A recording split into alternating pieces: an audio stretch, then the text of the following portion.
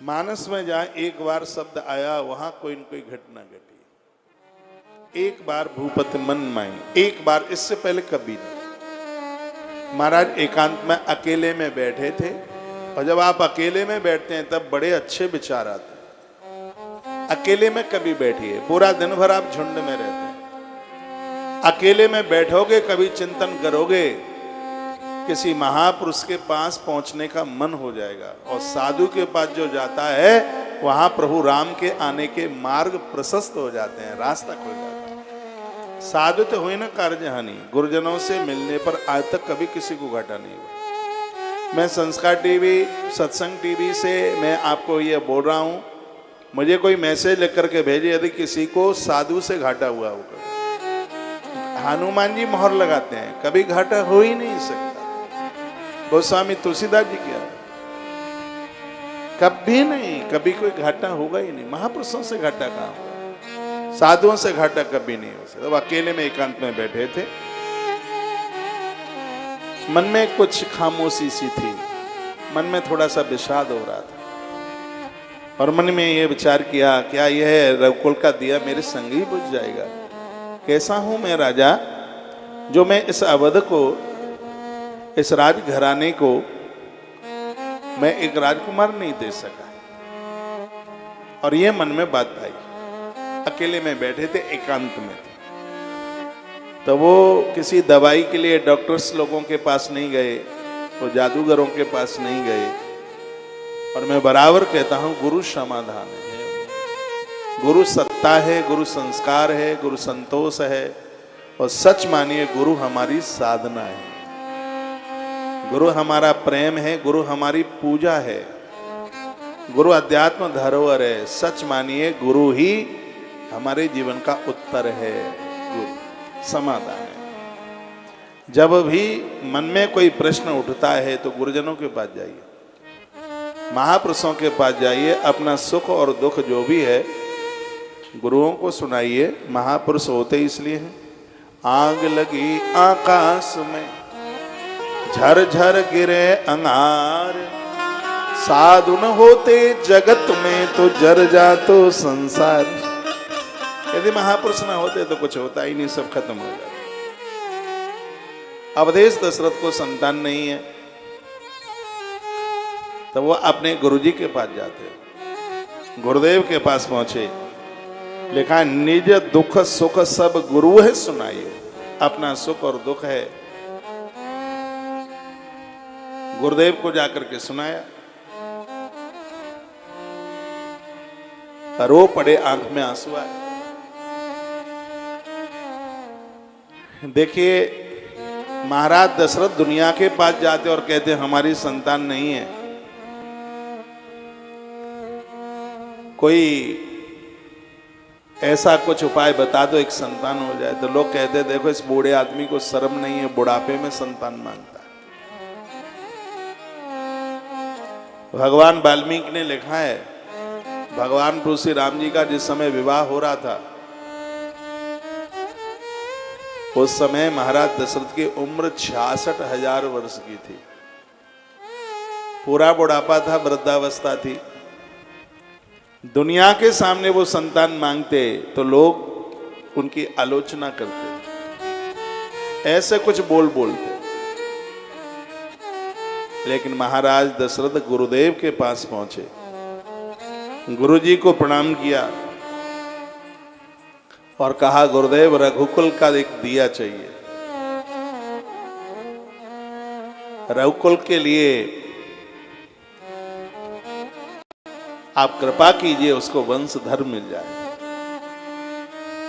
धन्य है गुरु, जहां जन्म पत्री में लिखा था कि संतान का योग नहीं। संतों पर विश्वास करना सीखिए, संत जादूगर नहीं होते, ये भगवान के भेजे हुए, वो भगवान स्वरूप ही हैं जो हमारा आपका समाधान करने के लिए आए। गुरुजी से मांगा बेटा एक, और गुरुदेव ने आशीर्वाद दिया 4 का। दुनिया से मांगोगे 1 गुना वो भी नहीं मिलेगा, लेकिन गुरुजनों से मांगोगे 1 गुना मिलेगा 4 गुना। यही तो लिखा है। क्या सुंदर जवाब दिया। धरऊं धीर होई यही सुत चारे, धरऊं धीर होई यही सुत चारे, प्रभु वन विदित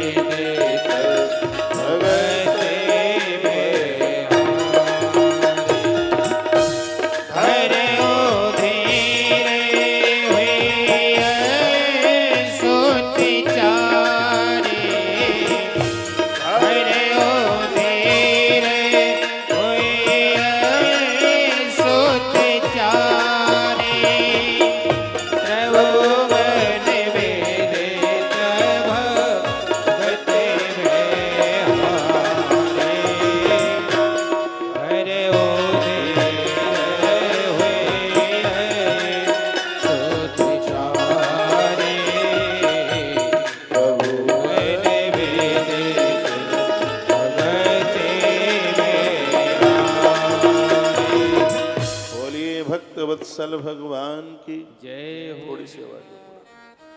गुरु जी ने कहा धैर्य धारण करो, तुम एक की बात करते हो, पूरी दुनिया को सृष्टि को निर्भय करने वाले तुम्हारे घर में 4 पुत्रों का आगमन।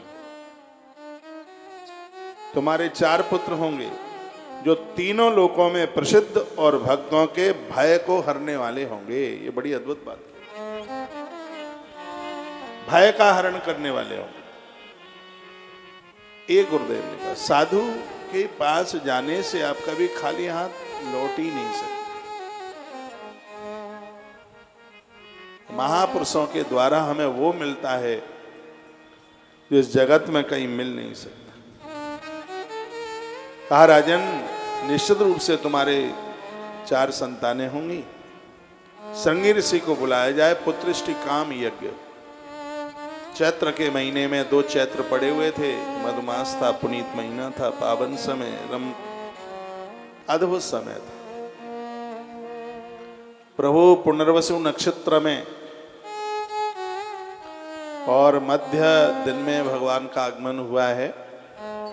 उससे पहले एक पुत्रिष्टि काम यज्ञ कराया गया। मंत्रों में बड़ी ताकत है। जैसे अंकुश हाथी को बस में कर लेता है, ऐसे ही मंत्र भगवान को अपने बस में कर लेता है। मंत्रों के प्रति आस्था रखिए, दृढ़ विश्वास रखिए। मंत्र का बहुत बड़ा विज्ञान है। इनके साथ अमर्यादित जिंदगी न जी जाए। इसको जपने का समय शुद्धि अशुद्धि का ध्यान रखिए। मंत्र जपने के लिए आसन हो, जलता हुआ दिया हो, धुले हुए वस्त्र हो, माला हो, मुख पवित्र हो, फिर आप मंत्र जपते हैं तो उसके परिणाम शीघ्र ही। लोग जूते चप्पल पहन करके माला लेके परिक्रमा करते हुए मुंह में गुटखा भरा हुआ है, तम्बाकू भरी हुई है, मैंने देखा है। ये तो ऐसा हो गया कि गाड़ी में महामृत्युंजय मंत्र चलता रहता है, कैसेट में फिर भी एक्सीडेंट हो जाता है। मंत्र बहुत बड़ा विज्ञान है, बहुत बड़ी साधना है। आगे आप सुनेंगे मेरे प्रभु श्री राम जी ने महर्षि वाल्मीकि जी को पूछा कि हम कहाँ रहे, ये पूछा तो उन्होंने 14 स्थान बताए। उसमें एक स्थान यह भी बताया कि मंत्र राज नित जप ही तुम्हारा, यह भी कहा। मंत्र राज कौन सा होता है? मंत्र राज कौन सा है? जो गुरुमुख से सुना जाता है वो मंत्र राज होता है, मंत्रों का राजा होता है, और वही फलीभूत होता है। जैसे गोली के लिए बंदूक की नली चाहिए, मंत्र के लिए गुरुदेव की बोली चाहिए। जब वो जिह्वा से निकलता है तब अपना काम करता है, वो स्फुरित होता है। गुरुदेव की जीभ से वो निकलता है। राइफल की गोली फिसल सकती है लेकिन गुरु की बोली नहीं फिसल सकती। इसलिए मंत्र वही प्रभावी है जो गुरुदेव की बोली से निकलता है। और इसको तो भक्ति माना गया। पंचम भजन सो वेद प्रकाशा, 5वीं भक्ति है हमारे मानस में, मानसा करने का। मंत्र के प्रति बड़ी श्रद्धा रखिए, इसमें जल्दीबाजी नहीं। मंत्र ठीक से जपा जाएगा तो तम तम प्राप्नोत निश्चितम, तब तुम जो मांगोगे, जो चाहोगे वही मिल जाएगा। मंत्र का इतना बड़ा विज्ञान है। कपार में लिखा हुआ विधाता का विधान बदल जाता है। ये मंत्र का प्रभाव है। यज्ञ की बात कही है कि यज्ञ का आयोजन हो। जप करने से स्वयं का कल्याण होता है, लेकिन यज्ञ का धुआं पूरी समष्टि का कल्याण करता है। यज्ञ की परिक्रमा हमारे कलमशों को दूर कर देती है। यज्ञ में धुले हुए वस्त्र पहनकर पति पत्नी जोड़े से अनुष्ठान की यज्ञ में बैठ। नित्य का अग्निहोत्र नारी अकेली कर सकती है, लेकिन जो एक विशेष अनुष्ठान में जो यजन होते हैं उसमें जोड़े की जरूरत होती है। उसमें पति और पत्नी दोनों बैठते हैं। ये चार चीज पर धरती टिकी है। एक वेद, अग्नि, गाय और ब्राह्मण। ये चार नहीं होंगे तो यज्ञ ही नहीं होगा। इसलिए सृष्टि के आरंभ में सबसे पहले चार ही प्रकट हुए, चार ही पैदा हुए। अग्निदेव, वेद भगवान, ब्राह्मण देव और गौ माता। ये चार नहीं होंगे तो यज्ञ हो कैसे जाएगा। आहुति के लिए अग्नि चाहिए, मंत्र के लिए वेद चाहिए, मंत्र बोलने के लिए ब्राह्मण चाहिए और आहुति के लिए घृत चाहिए, तो उसके लिए गौ माता की जरूरत है। बड़े हम भाग्यशाली हैं कि इस कलयुग में हम लोगों की आस्था यज्ञ के प्रति भारी है। यहां 7 तारीख से यज्ञ आरंभ हुआ है और यह यज्ञ 21 तारीख तक चलेगा। सोमवार से शुरू हुआ है, पंचमी से, और पंचमी को ही पूरा होगा। उस दिन भी सोमवार है। पूरा 351 घंटा अनवरत और एक विधान के साथ काशी के ब्राह्मण आए। एक एक खम्म का पूजन, एक एक वेदी का पूजन, एक एक कलश का पूजन। कर्म कांड बड़ा अद्भुत है। इसको ठीक से श्रद्धा से यदि कुछ किया जावे तो परिणाम इसके तत्काल हासिल होते हैं। इसको एक बड़े नियम के साथ, बड़े विधि के साथ हो रहा है। हमने सुना था कि 12 वर्ष नैमिषारण्य में यज्ञ चला था, दिन रात चला। ग्रंथों में पढ़ते आए हैं। सूत जी महाराज का तो प्राकट्य ही, लोम हर्षण सूत जी का प्राकट्य यज्ञ से हुआ था। यज्ञ से हुआ। 12 वर्ष पुराण की कथा चली और 12 वर्ष यज्ञ चला। लेकिन यह भगवत प्रेरणा से गौतीर्थ तुलसी तपोवन गौशाला का द्वितीय यज्ञ है। ये दूसरा, पहला दिल्ली में हुआ, 352 घंटा चला, अनवरत चला। और यह दूसरा माई की गोद में गीता धाम के पवित्र परिसर में द्वितीय गौ महा महोत्सव में अनवरत यजन यज्ञ। हम तो चले जाएंगे 21 तारीख को, लेकिन ये धुआं, ये आहुतियां इस नगर को ऊंचाई देगी, इसको श्रेष्ठता देगी। क्योंकि यज्ञ वही विष्णु, यज्ञ साक्षात भगवान का रूप है। यज्ञ के प्रति हमारी और आपकी सभी की श्रद्धा होनी चाहिए।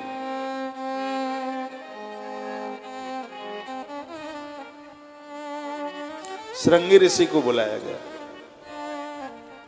श्रृंगी ऋषि वशिष्ठ बुला,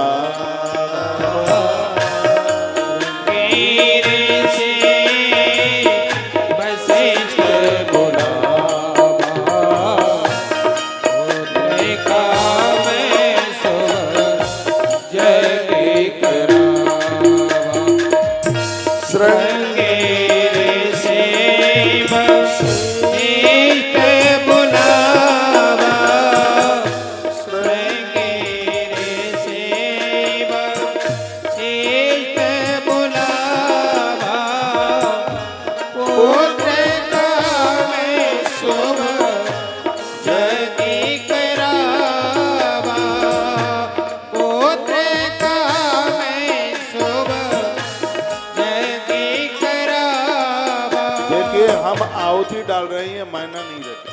ये क्या मायना रखेगा।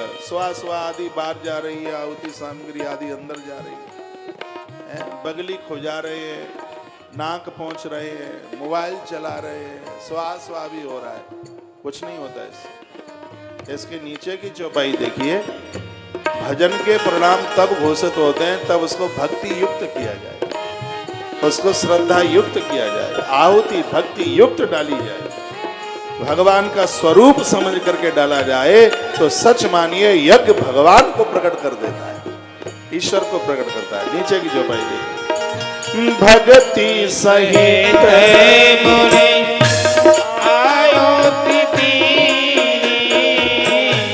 भक्ति सहित मुनि आयो तिथि, प्रगट रो करने, प्रगट सहित मुनि आयो तिथि,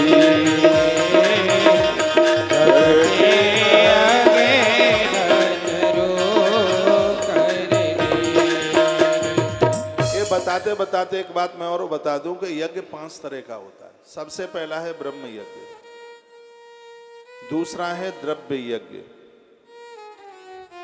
तीसरा है अतिथि यज्ञ, चौथा है पितृ यज्ञ और पांचवा है भूत यज्ञ। एक गृहस्थ को भी ये 5 यज्ञ रोज करना चाहिए। ब्रह्म यज्ञ क्या है? आप ग्रंथ का स्वाध्याय करते हैं, गीता भागवत पढ़ते हैं, रामायण आप पढ़ते हैं, ये पहले नंबर का यज्ञ है, इसको ब्रह्म यज्ञ कहते हैं। आप जप करते हैं, देवी देवताओं को नहलाते धुलाते हैं, ये सब यज्ञ में आता है। आप ईश्वर से जुड़े हैं, भगवान के चिंतन में हैं, बहुत बड़ा यज्ञ है ये, इसको ब्रह्म यज्ञ कहते हैं। भले ही एक अध्याय पढ़िए, आधा अध्याय पढ़िए, लेकिन ग्रंथ को पढ़िए, रोज पढ़िए। आपका समाधान आपके ग्रंथ में ही लिखा हुआ है, रोज कीजिए, इससे रहिए मत बिल्कुल। ये 5 यज्ञ बहुत आसानी से हो सकते हैं, आप करेंगे तो इसे आप रोज कर सकते हैं। आप सत्यनारायण भगवान की कथा भी पढ़ते हैं, रामायण की चौपाई, हनुमान चालीसा भी आप पढ़ते हैं, तो यज्ञ में आता है और इसको कहते हैं ब्रह्म यज्ञ। दूसरा है द्रव्य यज्ञ, दूसरे शब्द में कहते हैं इसको देव यज्ञ। जहां साकल्य बनाई जाती है, कुंड में सामग्री आहूत की जाती है, और याद रखिएगा बिना घृत के सामग्री राक्षसों के मुख में चली जाती है। भले ही घी थोड़ा है, लेकिन सामग्री में घी जरूर मिलाइए। बिना घृत के, हमारे वेद में घी को अमृत कहा है और देवों के मुख में अमृत जाता है, और हमारे उपनिषदों में लिखा है जितना यज्ञ होगा उतने ही देवता बलिष्ठ होंगे, और जितने ही देवों को ताकत बढ़ेगी, शक्ति बढ़ेगी, राक्षस धराशायी हो जाएंगे। और जब राक्षस धराशायी हो जाएंगे, पाप अपना प्रभाव नहीं दिखा पाएंगे, तो इस कलयुग में भी सतयुग की अनुभूति होगी। ये यज्ञ का प्रभाव है, यज्ञ से देवता संतुष्ट होते हैं। श्रीमद् भगवत गीता कहती है कि यज्ञ से जब देवता संतुष्ट होते हैं तब वर्षा होती है, जब वर्षा होती है तब अन्न धन की प्राप्ति होती है, जब अन्न पैदा होता है तब 7 धातुएं बनती हैं, और उसके तत्पश्चात फिर जीव का सृजन होता है। उसके लिए यज्ञ का होना बहुत ज्यादा जरूरी है। आप भी 8 दिन में, 15 दिन में, महीने में अपने घर में यज्ञ होना ही चाहिए। यज्ञ का धुआं तो सबके घर में हो। यज्ञ साक्षात नारायण का स्वरूप है, यज्ञ कल्याण करता है। तो ये देव यज्ञ बड़ा अद्भुत है। कालिका पुराण में लिखा है कि घी खाने में बहुत फायदा करता है, लेकिन उससे भी ज्यादा घी जलाने में फायदा करता है। गर्भिणी नारी के कच्छ में आप घी का दिया जलाइए, मंदिर में दिया जलाइए, नदियों के किनारे दिया जलाइए, उसके परिणाम बहुत जल्दी आप प्राप्त करेंगे। पूजा में दीपक कर्म साक्षी देव, एक बार के लिए घी कम खा लें, लेकिन घी को जलाएं जरूर। अखंड ज्योत के रूप में जलाइए, हवन यज्ञ के रूप में जलाइए, घी जलाइए। घृत अपने आप में अमृत है। तो पहला है ब्रह्म यज्ञ, दूसरा है देव यज्ञ, तीसरा अतिथि यज्ञ। दरबारे पर कोई भी आता है उसका आदर कीजिए, मान कीजिए, घर से भूखा नहीं जाने दीजिए उसे। आवे अतिथि द्वार पर करो सकल सम्मान, ना जाने किस भेष में आ गया हो भगवान, पता नहीं है ना कौन से रूप में वो चल के आ गया हो। आपका ध्यान इधर हो व्यासपीठ की तरफ, बात तब समझ में आएगी। तो अतिथि यज्ञ, किसी को भूखा नहीं जाने दीजिए। एक और है जिसका नाम है पितृ यज्ञ। हर अमावस्या के दिन ब्राह्मण बुलाइए, पूर्वजों के निमित्त जिमाइए। तीर्थों में जाते हैं, श्राद्ध कर्म करके आइए। तर्पण तो रोज करने का वर्णन किया गया है, रोज तर्पण कर सकते। पितृ यज्ञ। और एक कथा कहते कहते मेरा तो अनुभव अब ये कहने लगा है कि आप जो कमाते हैं उसका कुछ अंश माता पिता के ऊपर खर्च करते हैं। मुझे ये पितृ यज्ञ के रूप में दिखाई देता है। माँ बाबूजी से बड़ा कौन है? कोई नहीं। उनको संतुष्ट रखिए, उनका ध्यान रखिए। छोटे बच्चे और बूढ़े का स्वभाव एक जैसा हो जाता है। बुढ़ापे में ये तुमसे कुछ मांगेंगे नहीं खाने के लिए, आप उनका ध्यान रखिए। ये मत कहिए कि सास अब चटोरी हो गई है, ससुर की जीभ चटोरी हो गई है। जब तुम छोटे थे सब व्यवस्था इन्होंने तुम्हारी की है, अब ये वृद्ध हो गए हैं, उनके लिए आप लग जाइए। एक बहुत बड़ा यज्ञ है पितृ यज्ञ, जिसके द्वारा घर में कोई भी पितृदोष नहीं रहता। उनका पूरा ध्यान रखिए। एक बार के लिए हम जैसे लोगों को तुम पाम भी नहीं छू पाओगे, कोई दिक्कत की बात नहीं है, लेकिन घर में इन बुजुर्गों के चरण छू करके इनका रोज आशीर्वाद लीजिए। हमारे लिए लेकर के आए काजू की बर्फी, और घर के बूढ़े लोग एक रोटी के लिए परेशान हैं, एक लोटा जल के लिए परेशान हैं। तो हम लोगों के लिए लाई हुई काजू की बर्फी तुम्हारा कल्याण कभी भी नहीं कर पाएगी। पहले इनका ध्यान रखिए। मैं तो कहता हूं मंदिर तब जाइए, पहले इनका ध्यान रखिए। तीर्थ यात्रा तब जाइए, पहले इनका ध्यान रखिए। और मुझे लगता है कि गंगा उस घर में चल के आ जाती है जो लोग वृद्धों का सम्मान करते हैं, वृद्धों की सेवा करते हैं। गंगा जी खुद चल करके आ जाती है।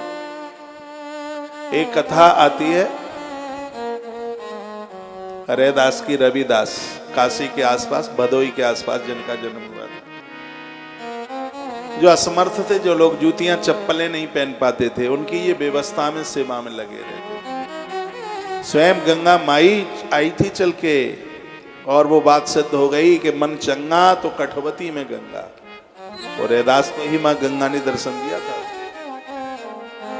मैं बहुत आनंद के साथ यह कहना चाहूंगा, पितृ यज्ञ है, वृद्धों का ध्यान रखिए, बूढ़ों का ध्यान रखिए। इन्होंने जिंदगी भर आपके लिए जीवन जिया है। ये 5-7 साल के हैं, ज्यादा तो जीवन है नहीं उनका। बाद में तो इनके लिए आंसू ही रह जाएंगे, यादें रह जाएंगी। मैं कहूंगा जो वृद्धों की सेवा में 4 धाम की यात्रा भी छोड़ देता है, तो उसको 4 धाम की यात्रा करने का फल मिल जाता है। शिव महापुराण में कथा आती है, भगवान महादेव ने कहा, मेरे पास ऐसे पुराण कहे थे ना,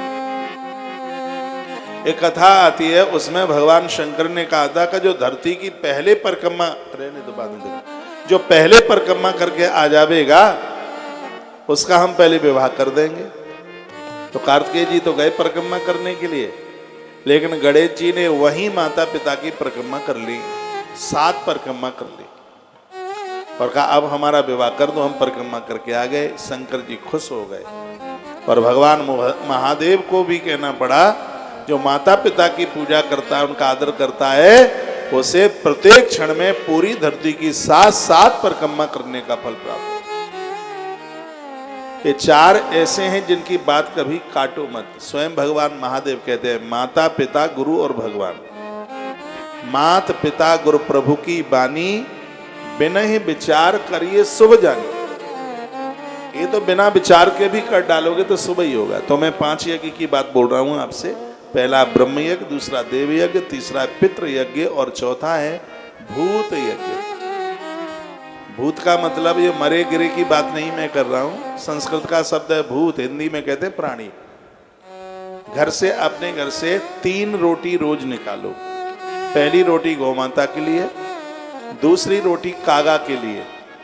जब आप भोजन कर रहे हैं, जीम रहे हैं, उस समय एक टुकड़ा स्वान के लिए निकालिए। कुत्ता पालना तो ठीक नहीं है, हाँ उसको मेडिसिन देना ठीक है, उसकी दवाई कराना बिल्कुल ठीक है, क्योंकि ये अंदर घर में रहेगा तो ये आपका मुंह चाटेगा, बर्तन चाटेगा, देवी देवताओं को चाटेगा। ऐसा नहीं है कि ये कोई जीव के साथ हम कोई अनिहित करने की बात कर रहे हैं। हम भी बहुत छोटे होते थे, पिल्लों को खिलाया करते थे। आपने भी पिल्ले खिलाए होंगे, कुतरिया के पिल्ले बड़े अच्छे लगते, छोटे में, उनसे खेला करते थे। लेकिन ये अंदर घर में रहेगा। यदि आपने इनको पाला भी है तो ऊपर छत पर पहुंचा दो। घर के बाहर, ये घर में तो फिर ये झूठ बिठार करेगा, ये चूल्हा चाटेगा, कभी आपको चाटेगा, कभी भगवान को चाटेगा, गोपाल जी को चाटेगा, तो गड़बड़ तो करेगा ही। उसके लिए रोटी निकालिए, सुबह घूमने को जाते बिस्किट ले जाइए, रात की बची हुई रोटी है वो ले जाइए, वो से डाल करके आ जाइए। वो बड़ा वफादार जीव है, ऐसी बात नहीं है वो वफादार नहीं है, पूछ हिलाता रहता है रात रात भर। यदि कोई आ गया तो भौंकता रहेगा। वो भैरव बाबा का गढ़ है, भैरव बाबा। इसको कुछ खिलाने पिलाने से तो कौन सी है, याज्ञवल्क्य संहिता, घर के ताले नहीं टूटते, ऐसा भी वर्णन है। तो उसके लिए रोटी निकालिए आप, कागा के लिए रोटी निकालिए, गैया मैया के लिए जरूर रोटी निकालिए, चींटियों के लिए कुछ डालिए। आप आटा छानते हैं, भूसी के ऊपर गौ माता का अधिकार है, लेकिन आप रोटी में पलोथन लगाते हैं। पलोथन ही बोलते हैं, क्या बोलते हैं जबलपुर में? रोटी बनाने के बाद जो परात में आटा सूखा बच जाता है, क्या बोलेंगे उसको? परोथन।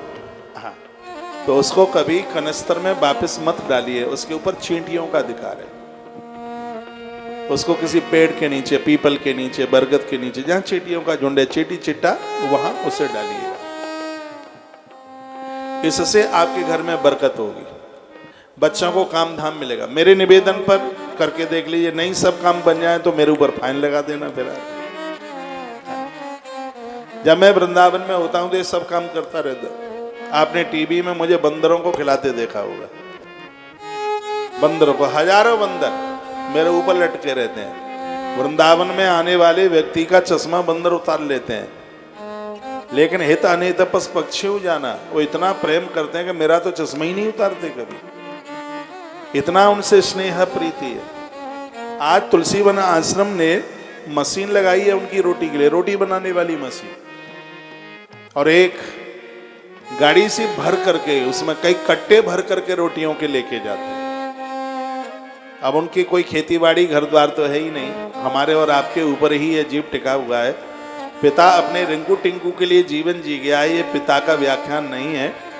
जो पूरी दुनिया का भरण पोषण करे, हर जीव का भरण पोषण करे, उसे पिता कहते हैं। तो जीवों के ऊपर दया, टीवी में शायद बंदर दिखाई दे रहे हैं, हाँ, जीवों के ऊपर आप दया कीजिए, उनको मारिए मत, उनको डंडे मत मारिए। तो यह समझ लो कि ये यज्ञ है। ये एक मैसेज में लिखे आया है परोथन, हाँ, उसको परोथन ही कहते होंगे। तो आप थोड़ा सा परिवर्तन कीजिए, उदार भाव से रोटियां बनाइए। आप गिन के रोटियां बनाते, घर में 4 लोग हैं तो 12 रोटी, 15 बन जाए तो क्या बात है। बहुत लोग इतने कंजूस होते हैं भोजन बनाने में। अरे प्रतीक्षा कीजिए, दरवाजे पर कोई आवे जीवने वाला, आपके घर का भाग्य बदल जाएगा। इंतजार कीजिए, लोग आवे जीवने के लिए। माता यशोदा, गोपाल चंपू ब्रज का बड़ा अद्भुत ग्रंथ है ना, मैया यशोदा दरवाजे पर इंतजार करती रहती है कि कोई आवे दरवाजे पर, उसको मैं जिमाऊं, वो खाए और मैं बनाऊं। और यही गुण था 3 लोक 14 भुवन का नाथ माता यशोदा के घर में आकर के प्रकट हो गया। तालियां तो बजानी नहीं है आपको, क्यों? मेहंदी लगा के आए हैं हाथ में आप। तो उदार बनिए। मुझे विश्वास है कि अब परोथन कनस्तर में नहीं जाएगा। तो इकट्ठा कीजिए, चींटियों के लिए डालिए। ये 5वां यज्ञ है। जो अपने हाथों से 5 यज्ञ करके जाएंगे, उनकी मृत्यु के बाद कोई गया जी की जरूरत नहीं पड़ेगी, कोई पिंडदान तर्पण की जरूरत नहीं पड़ेगी। वो तो अपने आप में ही मुक्त होकर के जाएंगे।